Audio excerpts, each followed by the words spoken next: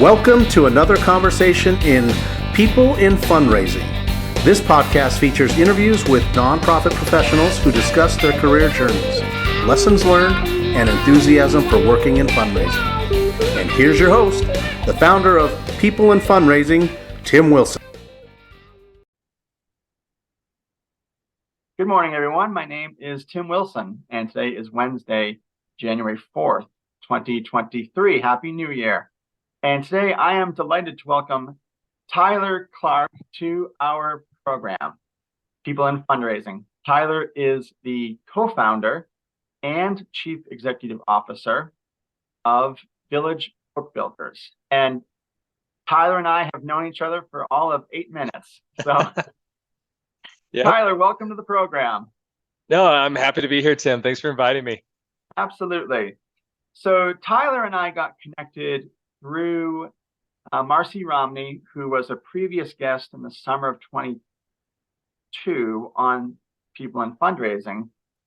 And Marci was kind enough to give me some additional leads of people in the nonprofit world that work in more of the global education, global healthcare delivery sectors. And one of those potential guests was Josh Atkinson, who is now an advisor at Village Book Builders.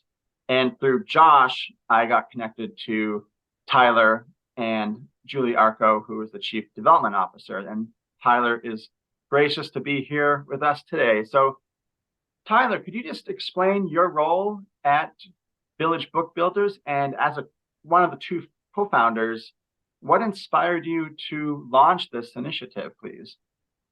Yeah, that's a good question. I wonder on a daily basis what my role is and what I do.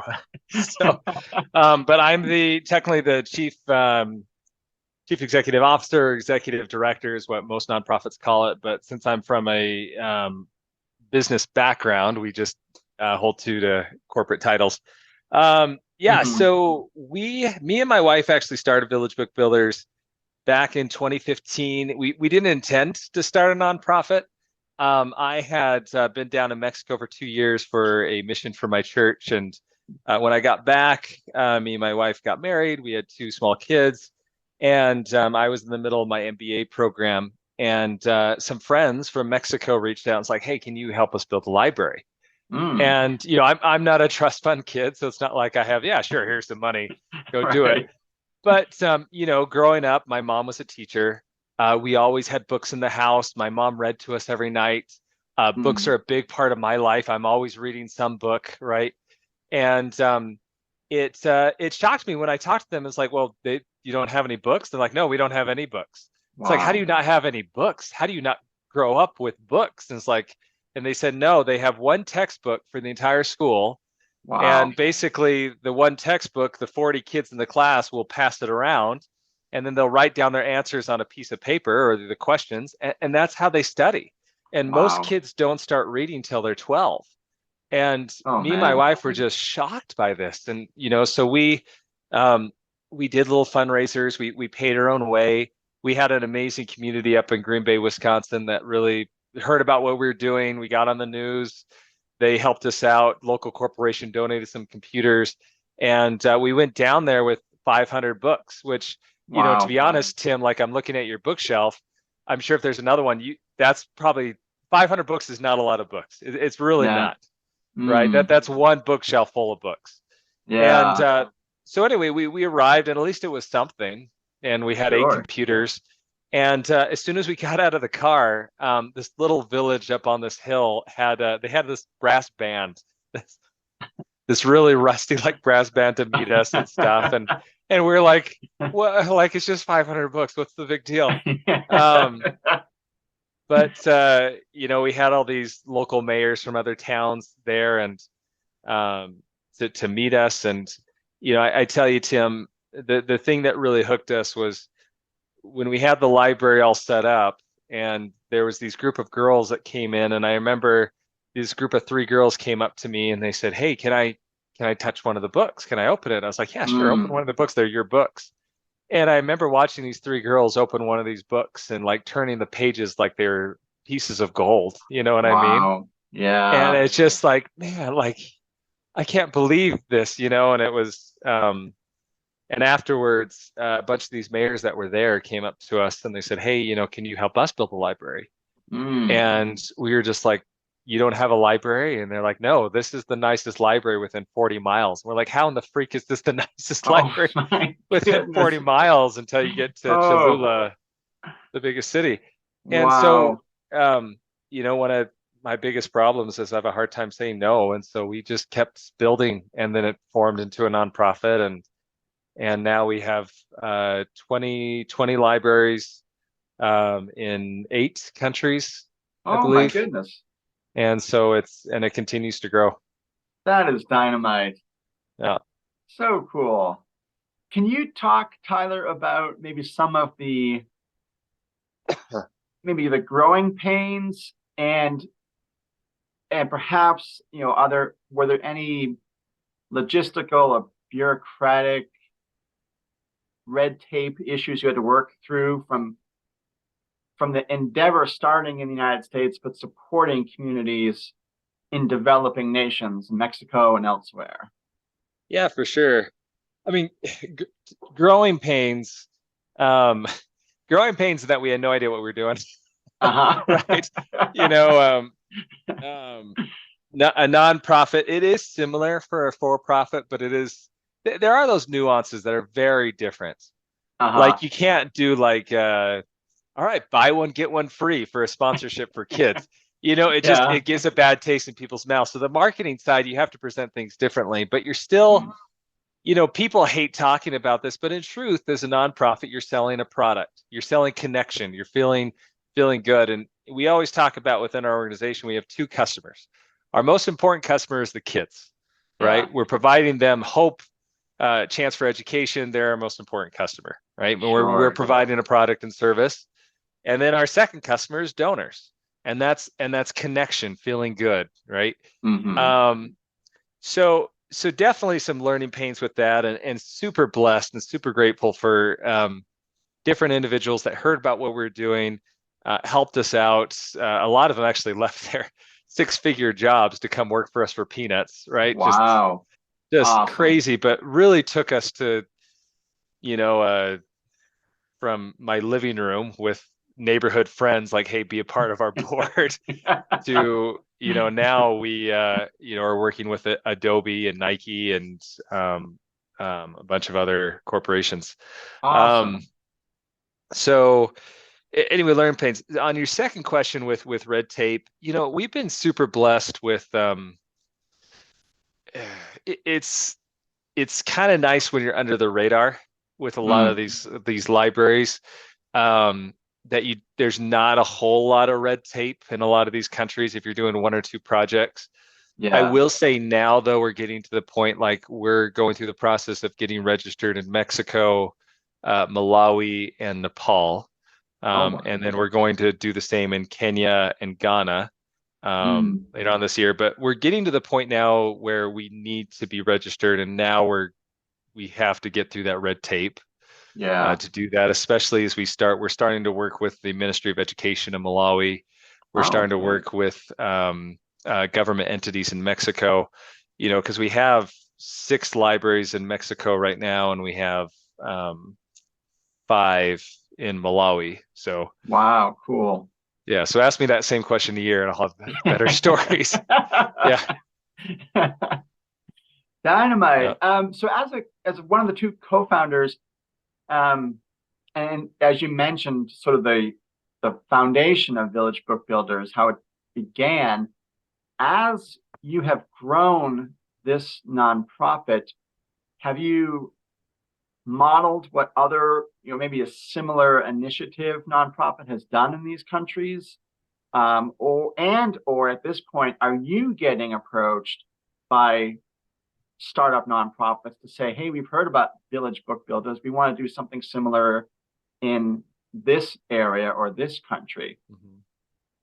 Yeah, no, for sure. I mean, the first one, I was always super impressed with Charity Water, Mm-hmm. and also Pencils of Promise, which are some of the most revolutionary charities out there, and made charity cool, right?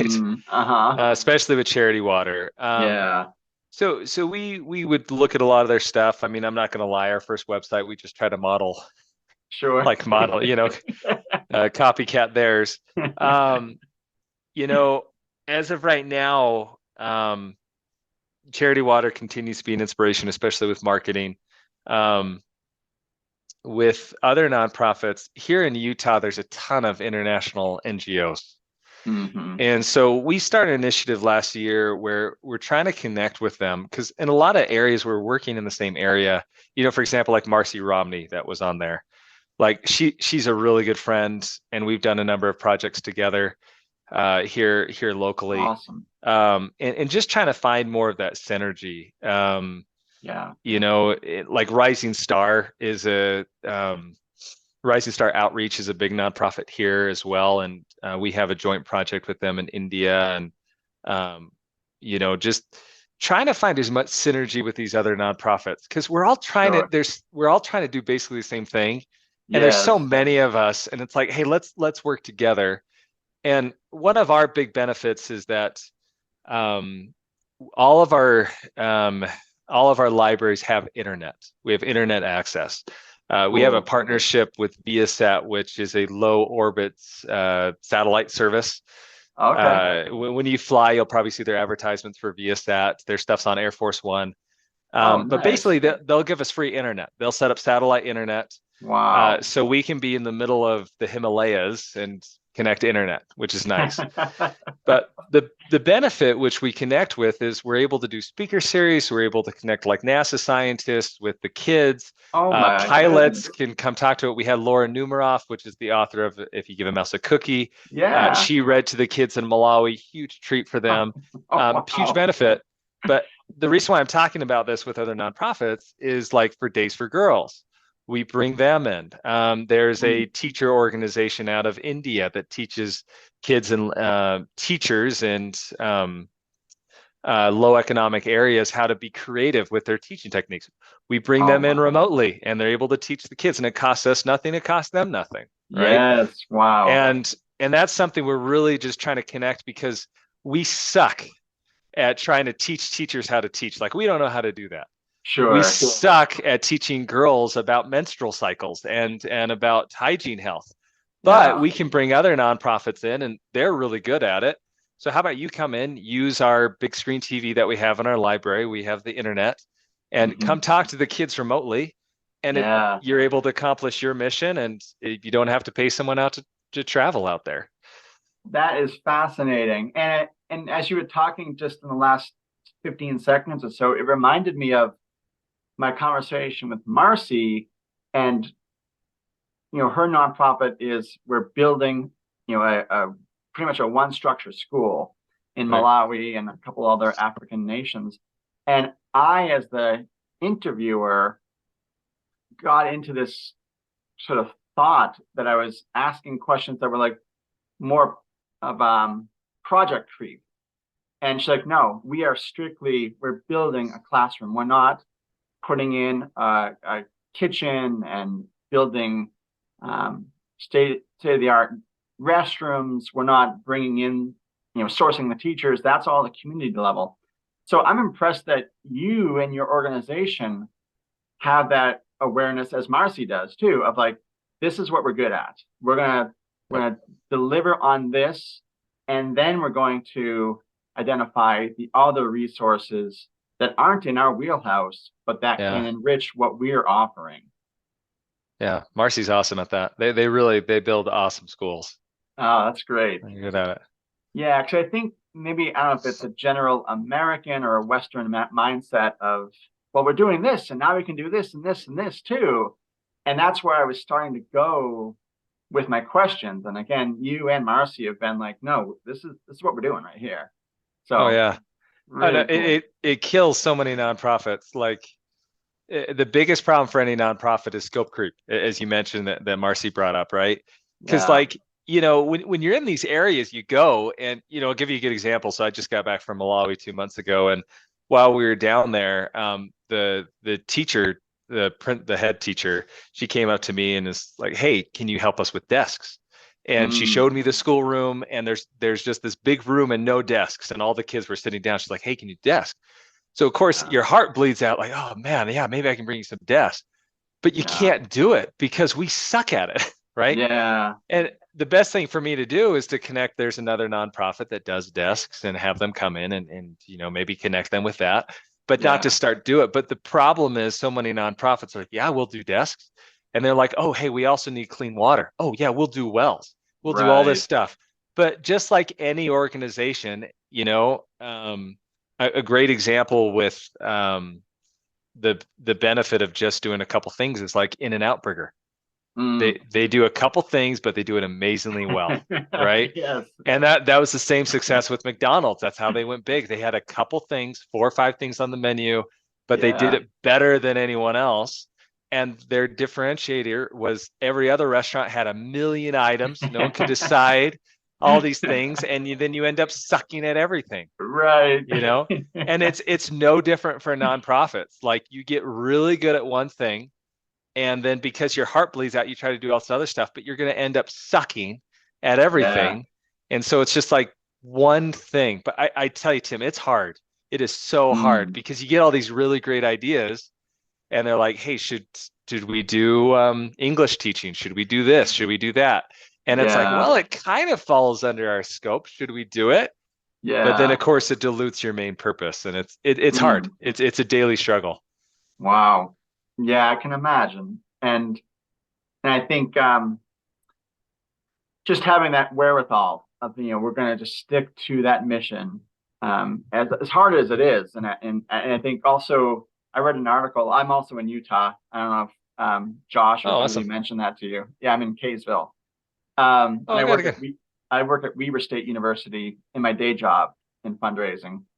Cool. And I read a recent article, I think it was in Utah Business Magazine, that our state is, blessed with charitable giving kind of built into the culture, whether that's instilled through the heavy influence of the Church of Jesus Christ of Latter-day Saints, the Mormon Church.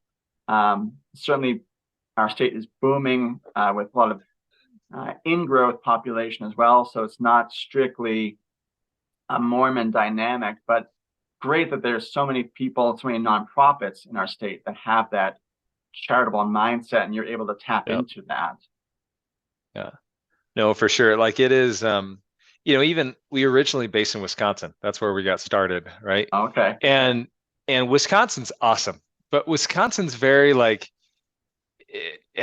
it's all about the Green Bay Packers. It's all about Wisconsin, and super charitable people, but it's local stuff, right? Yeah. And it is so funny because we would go to all these places and stuff, and we love travel. We love different cultures. I mean, my family, and we love, we just got back from Nepal this last summer as a family, and we love that stuff. But as soon as we would talk to our friends in Wisconsin about any kind of travel, their eyes would glaze over, and they were instantly just like, "Oh, when are we going to start talking about the Packers or the brat fry or whatever?" And Utah is a very unique place. So even when you're in Wisconsin, most of our support was in Utah. Right? Oh, interesting. And Utah, because of the culture of the Church of Jesus Christ of Latter-day Saints, you have so many people that go off to different places for 2 years. They come back. I mean, even just driving down Main Street, you got a Peruvian restaurant, you got a Colombian restaurant, you got all these different places, because we understand that we see the poverty that's there, and also the need, and we also love these people, and I think, and so I love Utah for that reason. Just, it's a small town feel, but it still has that international connection that's so unique for the population. Yeah, absolutely. And in fact, my wife served a 18-month mission for the church in the Philippines. Oh, and awesome. Just came back, loving the people, loving the culture, but and this was in the late 90s, but just so struck by the poverty, but also the generosity of the spirit. And she often tells, me and our family and others that, there's one family in particular that she felt close to, and she would go to visit them. And one day the dad would be wearing, the nice shirt in the family. and my wife would go back the next day and the mom's wearing the nice shirt. And like day by day, they would pass down that shirt, kind of like you mentioned at that school in Mexico where they passed down the book, shared the book. Right. And so I think for her, that has just been such a foundational element of, now as an adult and with a little bit more means, how can I give back as well? And I think we see a lot of that, as you mentioned, in Utah, because a lot of people in the state have served missions outside the country. They're exposed to different cultures, different ways of life, and just the stark economic differences. And they come back and think, how can I continue to serve and love others and give back?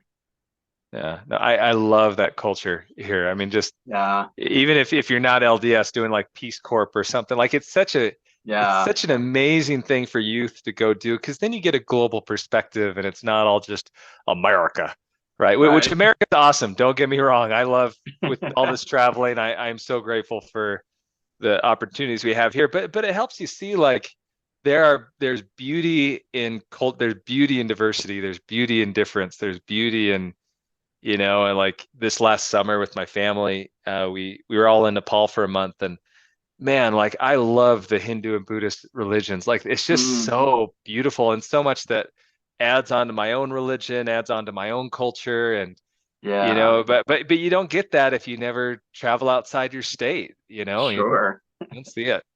Yeah. Yes. Yeah.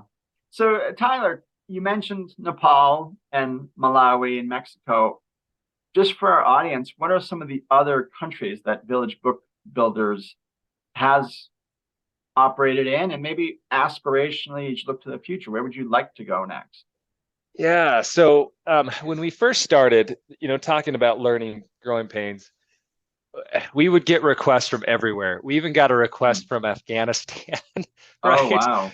Which I was this close to go over, because the guy there, he's like, yes, come over. Yes, we need a library in Kabul, and I know that it was like the Oman, I don't know, one of the provinces, I forget. Okay. And I was about to go, and my wife said, no, you're not going over to Afghanistan to build a library, right? Sure. But begin with, like, we have a library in Belize, we have a library in Peru, right on the Amazon. Wow. We have number of libraries throughout Africa, and that's one thing that we started to find as we were becoming too spread out. And our libraries, we always say this, but they're the best libraries in the world, but they're actively managed. Like, for example, in our Nepal library, we have a security camera in there, not for security, but just I can open it anytime and I can see what's going on. Oh, right? cool. I can see how many kids are in there. I can see what's going on. We also have paid librarians. We found that we needed that throughout of our libraries. Oh, okay. So they very much are a center for learning for these areas. But because of that, we decided to have central locations. Now, we also wanted to diversify, because another thing that kills nonprofits is, for example, Uganda during COVID shut down completely, right? Everything, political unrest mixed with COVID. A lot of NGOs were just not able to operate. India is becoming very hostile towards nonprofits, right? Oh. And outside groups. So it just meant, so we didn't want to put all our eggs in one basket. We wanted to make sure we could diversify multiple countries.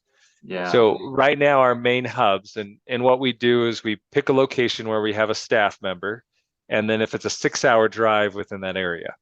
So Mexico City is one, Accra, Ghana, Kimusu, I hope I pronounce that, Kenya, which is on the western part of Kenya, so that embarks Uganda and Kenya.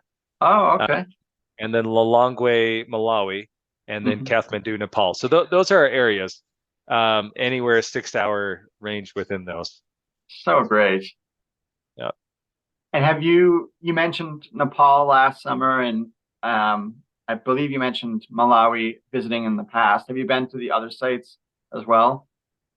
I've been to Malawi multiple times. I've been to Ghana, traveled through Kenya, Nepal, Mexico, but haven't been to Belize or Peru.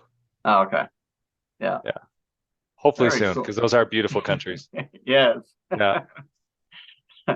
Excellent. Well, Tyler, we've got like 5 more minutes. We're coming up on the half-hour mark, and we're mindful of your time. First of all, if people in my audience want to find out more information about Village Book Builders, where could they go? What's the website? Yeah, so go to our website, villagebookbuilders.org. Okay. And the difference with our organization versus others is you can get involved today. So Awesome. we have what we call an online mentoring program. So just like we're talking, we have an army of, I shouldn't say army, our marketing director doesn't like when I use that. We have a good solid group of about 500 mentors that connect with kids on a monthly basis. I mentor a kid in Nepal. And so just like we're talking, you can connect with one of these kids, and it's all reading based, so you can read with them, right? Awesome. As well as, if you have something unique to offer, we have that speaker series. So we are always looking to get different professions in there to connect with these kids, because these kids, the only professionals that they have access to are teachers and doctors and soldiers. And you ask these kids in Africa what they want to be when they grow up, all of them say that within those three, right? So we want to introduce them to, professional developers like you, fundraisers, right?